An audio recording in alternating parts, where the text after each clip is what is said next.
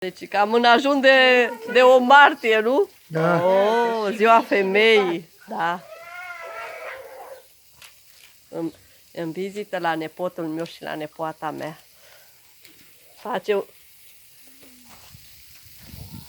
o fată frumoasă să trăiască. Da. E foarte frumoasă. Facem grătar. Gata. Ce repede l-ai făcut? Într-o jumătate de oră. Suntem fără N-are muzică, nimic, că se face mai că bine nu prea să e fii curent când aici. frunte, S-a nu? oprit curentul din cauza intemperiilor. A fost vigilia azi noapte. Da. Ah, Și ce faci tu, Ramona? A?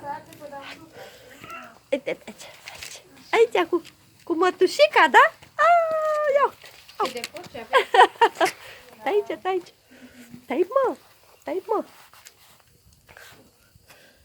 Te iubește mătușa. Da? Filmează și porcii. Da, suntem la țară aici. La țară, aproape de oraș. Țară. E aproape.